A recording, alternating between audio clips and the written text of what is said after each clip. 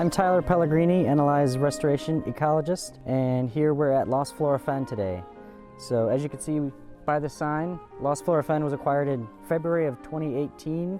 It's just under 40 acres, and it was purchased using funds from the Illinois Clean Energy Community Foundation and NLI member donation money and funds provided from the Kramer Trust in honor of Stephen and Veronica Kramer.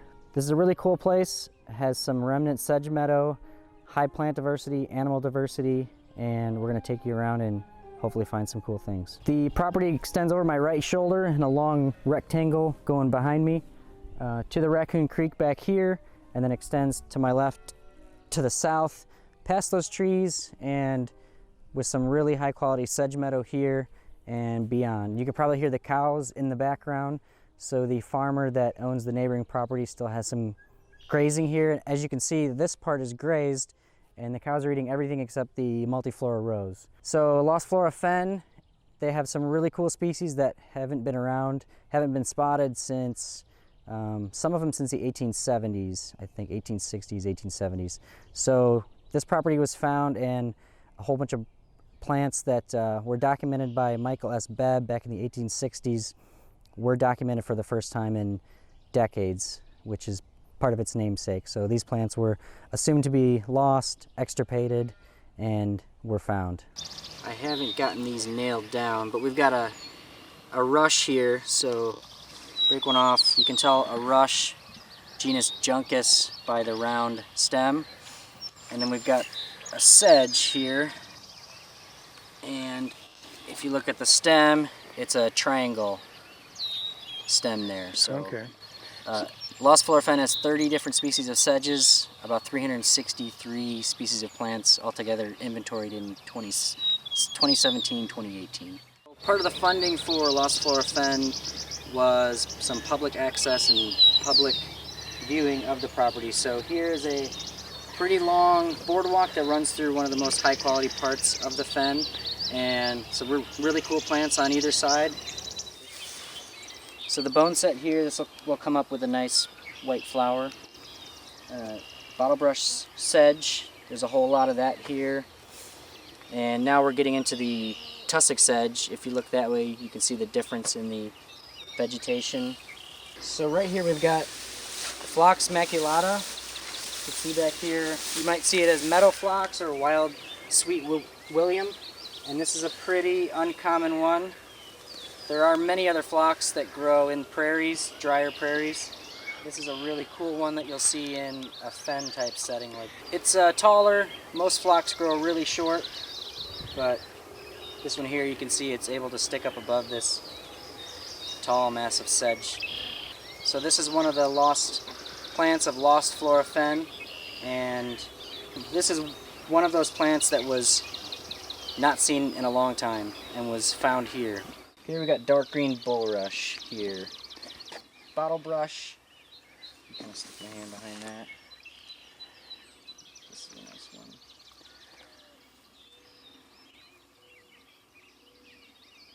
Yeah, bottlebrush here. Here's some of the stricta, Carex stricta, tussock sedge.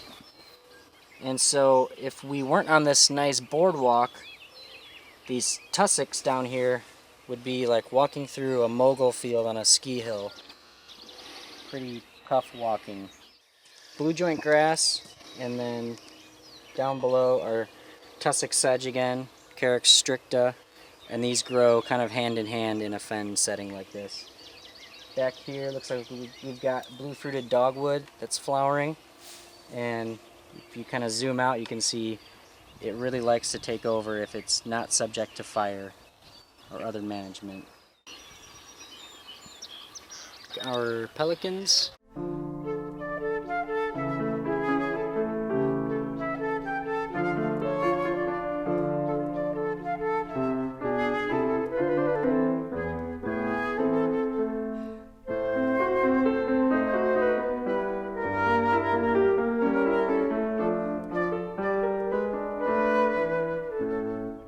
So speaking of birds, we've got so far 38 species of birds have been recorded as being sighted, at least flying over Lost Flora Fen here. The bobolinks have been seen here We've seen some snipe flying around, really cool bird.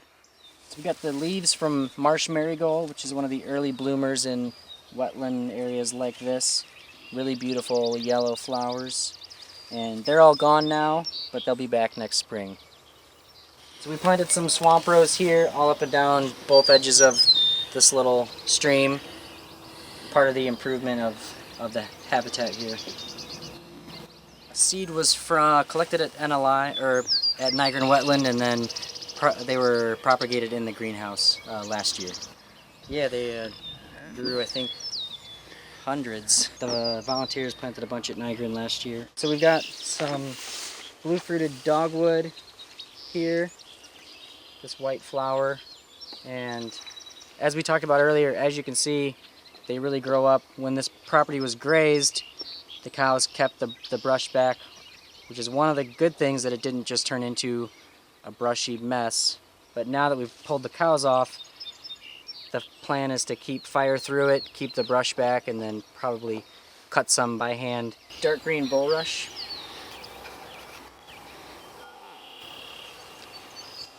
And then you can kind of see the brush. Some of this, like here, was top killed when we burned it. And you can kind of see sporadically along here, especially you've got the top killed part of the shrub here, but some new growth coming up. So part of the management here is burning on an interval and trying to knock back this brush, and then if it's too much to handle, we'll be cutting and treating stumps. So we've got a species of willow here. Several species of willow grow here, and a few of them are fine. They grow in moderation like this. We do have a species, the sandbar willow, that really takes over, kind of like these dogwoods that we looked at earlier, and that's a species that we'll have to manage for overgrowth. Right here we've got the leaves of sensitive fern, and then we've got the leaf of a dock here. It might just be great water dock that's kind of short. Joe Pye weed, and not on this property, but on another property. This was kind of the host plant for the rusty patch bumblebee. Here's a fern that we haven't seen before. We don't know what it is, but we can ID it. So here we've got a meadow rue, I believe, Pellegrini daisy carpum, one of the ones that grows in wetter areas like this. Little white flower and these pretty identifiable leaves. I believe it's purple meadow rue, Pellegrini daisy carpum. So swamp milkweed is growing here. You can see last year's growth still kind of hanging around. And if you zoom out, you can kind of see this is a really nice big field of it here. Kind of see behind me this vast area of just sedges here, surrounded by kind of ridges all around the edge, and Raccoon Creek to the east. And this geologically is kind of a basin washed out by some of the last glacial activity, and it filled in with peat. It's fed by springs, and that's makes it one of the really unique parts of this property. And the kind of the chemistry in the water and soil is what allows these unique plants to grow here and not everywhere else. So these are crawdad holes here that they dig, and then kind of see they're pretty big and open, and the endangered Hines emerald dragonfly will use these to overwinter.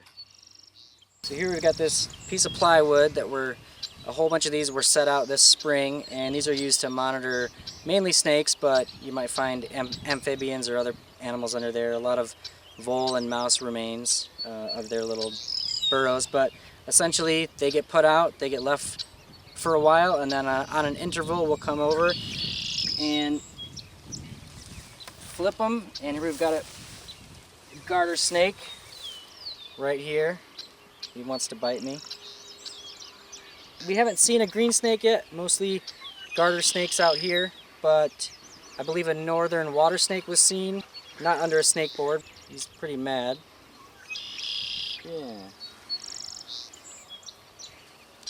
He's going to scurry off. Pedicularis lanceolata, I believe, but it's swamp betony and one of the hemiparasitic plants that are pretty unique in prairies and wet prairies. So here we've got red stem bulrush, and just a couple individuals here, but in a few other parts of the property they'll grow into really large patches. So here's a little native hail spike lobelia, Lobelia spicata, and related to cardinal flower and great blue lobelia. Obviously those are much larger plants. So now you can see this area all around us here behind me, really short vegetation, a lot of grasses, a lot of non-native plants, and the management here is this will be hayed off by the farmer that has those cows that we heard earlier in the video. You can see our high quality fen off to my left, and then off to the right, on the other side of this hay field is another high quality sedge meadow. Beyond that is Raccoon Creek. So the management here is a couple more years of haying this off, and then hopefully we'll be able to suppress those non-natives and plant this into a nicer, drier prairie. So this is one of the penstemons that we have. It's not the hairy penstemon. It could be a short digitalis. Yeah, being out here, everything is really short. So we have 30 different species of sedges here, like this one. And pretty soon we'll be able to collect some seed from these, which we'll use to improve some other natural areas. Prairie cordgrass, one of the native prairie grasses found in wet areas. Mint here, still really green, not blooming yet, but if you break off part of the plant and crush it up, it smells really strongly like mint. It's a really good smell. This will get a little white flower. Here we're looking at Raccoon Creek, and in northern Illinois, Raccoon Creek is one of the highest quality streams up here. In this part of the creek, we've got really high quality habitat, wetlands, and little sloughs and backwaters all throughout this area. This is running southbound, and it runs through this area here. There's hundreds of acres north of me of wetland reserve program, protected area, a lot of habitat for birds and wildlife. And then further south, this runs through Nigrin wetland, another really big protected area. And from the north where it starts, it's fed by springs, and there are even some really high quality habitat along the stream banks up there that support a brown trout population as well. So NLI has a Raccoon Creek protection plan, and we're trying to protect as much area here and keep the quality of the water as high as we can. So just a little about myself. I started out working as a mechanic, my first career, and kind of grew bored of that. I joined the Air Force and served 4 years, and then I got out and started going to school, not really with an idea of what I wanted to do, but my first spring break I went on a volunteer work trip with the Forest Service in Georgia and really experienced what you can do in this field. So that combined with just my lifelong interest of being outside and working with plants and animals really inspired me to pursue a degree in natural resources, and ended up lucking out with some really good jobs, and now with NLI, which has been awesome. I grew up hunting and fishing, and just even while hunting and fishing, I just liked being outside and being in, you can hear the birds all around us, and probably Raccoon Creek babbling in the background. So that really is just always made me really peaceful and happy. So outside of this job, I'm a volunteer EMT and firefighter with my little hometown, Creston, Illinois. And I've been married for a few years, and my wife Jamie and I have a 1-year-old daughter named Hadley, and she'd be out here in my backpack if she could.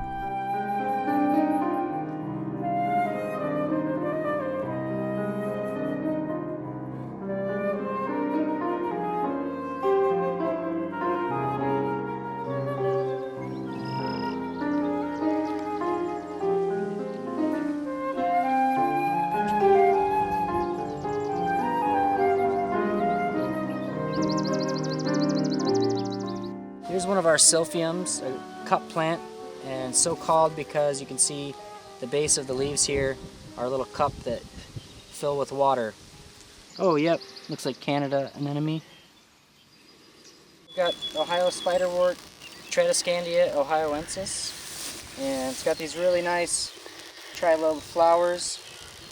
And you can see there's little tiny bees all over it. Maybe you can't see. There's one. But this plant has these little seed or flower heads, and has a whole bunch of them. They'll bloom, close, and then by the end of the blooming time, you'll have a big clump here. And one of the cool things too is you'll get this nice purple juice that comes off them. And this will end up with little tiny black seed in these little pods. Here's a St. John's wort, spotted St. John's wort. So in the background behind me, we just saw eastern meadowlark. We had a whole bunch of butterflies here. Lost Flora Fen is home to at least 31 species of Lepidoptera. And earlier we took a photo of a Baltimore checker spot. I don't see any good examples right here, but they're one of the really important species that are out here in abundance. Lost Flora Fen's got 24 species of Odonata, dragonflies and damselflies, including the Hines emerald dragonfly, endangered, which is what makes this property so important to keep in high quality and restore neighboring properties so we can keep that population going. So here's a remnant bur oak savanna. You can see these nice, somewhat open-grown oaks behind me. And this is a remnant piece that was never really disturbed and growing on the edge of the fen here. So as you can see, it's really brushed in. This needs a lot of work to remove this brush and give these oaks a chance to regenerate and not choke them out. And then we'll get higher quality plants in the understory once this brush is gone. So here's one of our native thistles to Illinois, swamp thistle. And our native ones, you'll know them because you can touch them, they don't hurt, they're pretty soft. And this one, Cirsium altissima, and Cirsium discolor is our other one that you'll find in drier prairies. You can see the green on top. When you flip them over, really vivid white on the bottom, and that's really characteristic of this plant. So these are good. You can see they really got just this one, and they don't take over and spread like invasive thistles such as Canada, nodding thistle. Coming back to our swamp milkweed, we've got a little tiny flower starting on there. We've got native horse nettle, really nice pink flowers. Nice little clump of them here. Not the bad nettle. So here we've got a whole bunch of soft stem bulrush. You can see this big field behind me, and kind of looks like that red stem that we saw earlier. This one though, the soft stem, is soft. You can kind of crush it, and that's kind of how it got its common name. Soft stem bulrush. So behind me is this nice grove of quaking aspen, and they're a pretty unique part of our prairie ecosystem here. They're actually one organism. So this plant, if you cut one tree and compare DNA to another tree, it'd be the same exact organism. Root is all combined, and then they will shoot up new sucker plants farther out if they have the opportunity and spread. They're a really good habitat for birds. They have more unique plants in them, and they're kind of a wetter spot. These aspen stands, kind of similar to oak savannas or oak barrens, they were kept in check by fire. So fire will kill small shrubs especially, and as you can see here, if this had fire through it, it would slowly kill off some of these and keep it from just turning into a large, huge colony similar to like an oak barren or oak savanna. So here next to this quaking aspen stand, and I've got a leaf pulled off one. You can see the base of leaf, this petiole, is flat on that side, kind of elongated here, like it's been smushed, and that's what allows it to quake in the wind like that. So Natural Land Institute was founded in actually Christmas Eve 1958 by George Fell. His father Egbert Fell was the one who first was out here and identified a bunch of these plants and wrote about them. And it's one of the oldest land trusts in the state. What we do is, what we're doing here, we try to find properties that have conservation values that can be restored and provide habitat for plants, animals, insects, and purchase and protect them and then restore their habitat. So here's our native rose, one of our native roses, pasture rose, Rosa Carolina. Really nice little pink flowers. One over here that's a little lighter pink, but they're distinguishable also, kind of like our native thistle, doesn't hurt to really touch. Our native roses here, Rosa Carolina anyways, doesn't really hurt to touch. As compared to invasive multiflora rose, you'll really know if you touch that because it's going to hurt pretty bad and rip your clothes probably. So here we've got a rare sedge, at least in this area. This is Carex echinata, star sedge, and per the inventory when this property was purchased, this was one of the rare plants that was identified. So we just happened to stumble across a little patch here. Here's our native iris, blue flag iris. Really beautiful blue flower, but it's already come and gone. And here it's little seed pods. So these will be green for a bit, they'll dry out, and they have little, almost like popcorn kernel looking seed in them. These are native. They may look a lot like the daylily that you see around, but those are not native. This is a native here. Wood lily, or Lilium philadelphicum. Really kind of a rare plant, really beautiful orange flower. Thanks for joining us today. It's been really fun showing you around Lost Flora Fen. If you want to visit, contact NLI, and this property is open for public access, but it's a little difficult to access, so you want to contact us first at Natural Land Institute. Thanks.